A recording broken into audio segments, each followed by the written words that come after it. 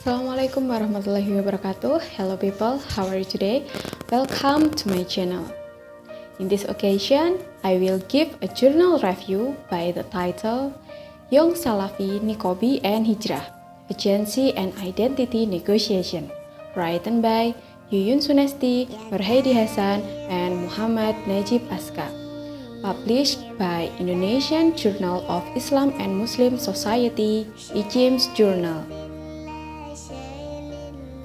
First session is presenting about this journal. First chapter of this journal is Introduction. This article discusses the phenomenon of hijrah among Salafi Niqabi hijrah youth in Surakarta. It explores what hijrah means for them, what expression of hijrah they demonstrate, and what kind of agency they possess and part of the millennial generation. The focus of this article is millennial Salafi Niqabi with various levels of education in Surakarta, from senior high school to the university level. Millennial refers to anyone born between 1981 and 1996, aged 22 to 37 in 2018. The next subchapter is Theoretical Framework and Method. Theoretical framework of this journal is using MacLeod's theory of accommodating protests with the framework of everyday politics, agency, and power relationship. This research found that young millennial Salafi Niqabi have a unique method of negotiating with the modern and globalized world. Method of this journal is using case study of life. Young millennial Salafi Niqabi use descriptive analysis in qualitative research. Next, we are going to the next chapter is data presentation. The data that the writer found are: first, youth and the enchantment of Salafism. There is an important point in analyzing the significant growth of Salafism among youth in recent Indonesian history. The point out that the social transformation of Muslim society resulting from economic development is the main factor encouraging change within the structure of Indonesian Salafism. The linkage between social transformation and the modernization of contemporary Indonesian has also shaped this newly urbanized middle-class social activism. Many young Muslim villagers moved to cities or towns to pursue higher level of education since Suharto New Order era introduced that project of mass education and economic development into most part of Indonesia, bringing a consequence of the absence of high school, college, and university in many rural areas. Second, young Niqabi and choosing a Salafi life. These Niqabis start to wear the niqab when they were in university, inspired by discussion about Islam with their peers. They attend weekly Islamic discussion at site on and off campus. Their initial interest in Salafism stemmed from their feeling that Salafism offered the truth about Islam. They were convinced by the Salafi teaching because of the tradition of referring to the Quran and Sunnah, which they believe are absolutely right and must be followed by Muslims. They cite this teaching as inspiring them to commit to following the principle of Salafi manhaj and to change their life. The promise of clear and instant answer to their concern seemingly fulfill a need for this younger generation, who tend to be skeptical of the world around them. They have to adapt to the new world which is different from their past world. Third, hijrah toward an ideal vision of Muslim youth. After becoming familiar with Salafism either on their own or through the direction of other people, these Niqabis have performed what they call a hijrah. Salafist believers try to achieve social-cultural environment by representing both physical as well as moral excellence. a process that starts from putting the distance between themselves and source of perfection.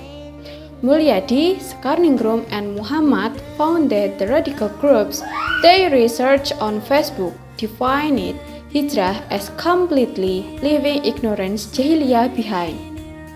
Correspondingly, from these young niqabis, wearing the niqab is generally seen as kind of hijrah, meaning a migration from their previous non-Islamic lifestyle to a more Islamic one, in accordance with the Salafi manhaj.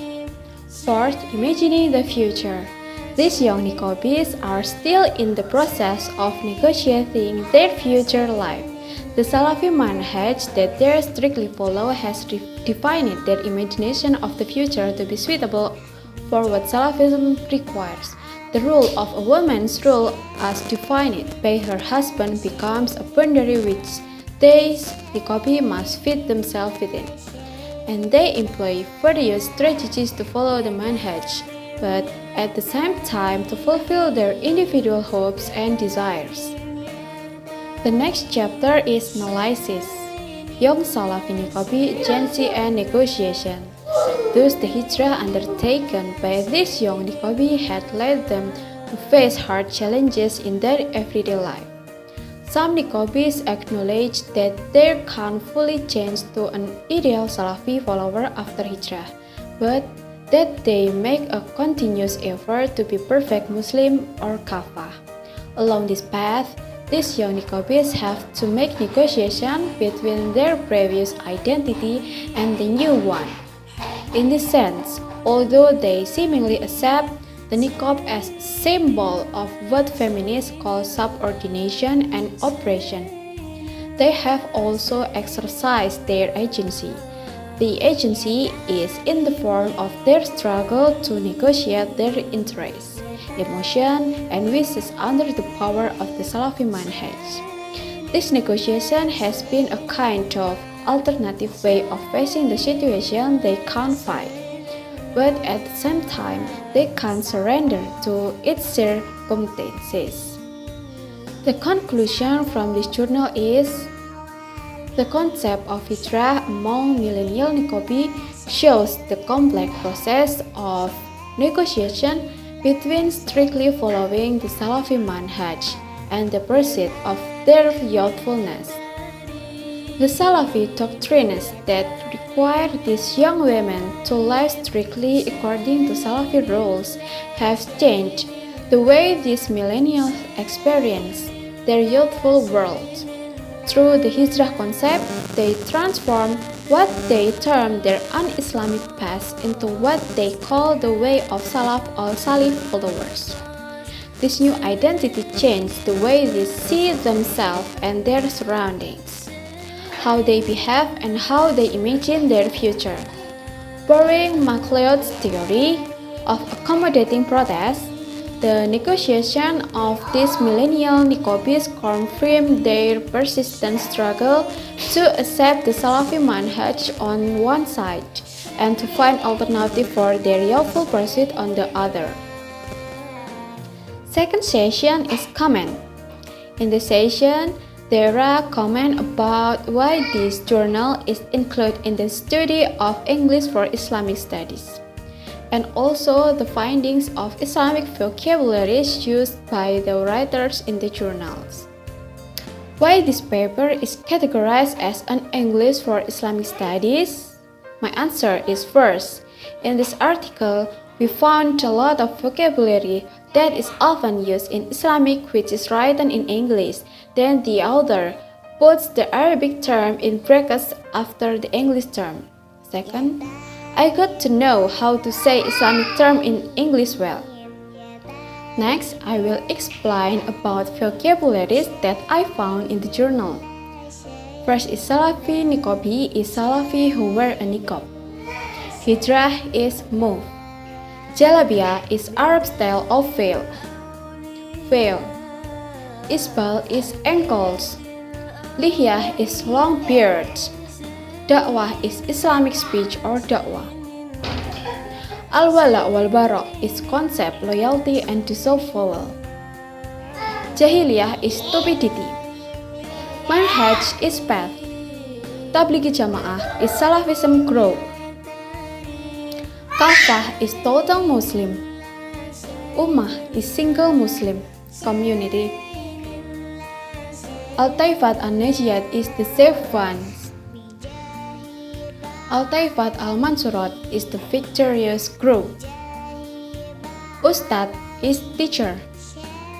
Dalis is Quranic and Hadith argument. Syar'i is accordance with the Islamic law. Izzah is value. Hidayah is guidance. Ulama is cleric. Sunnah. Ibadah is worship. Taklim is religious gathering. Amanah is mandate. Ta'aruf is to be introduced to an intended marriage partner. Khalwat is intermingling between men and women. Muratal is Quranic reading on cassette. And the last is Daurah is Salafi public religious sermon with family or friends. That's all my presentation and comment about this journal. See you to the next videos. Thank you. Wassalamualaikum warahmatullahi wabarakatuh.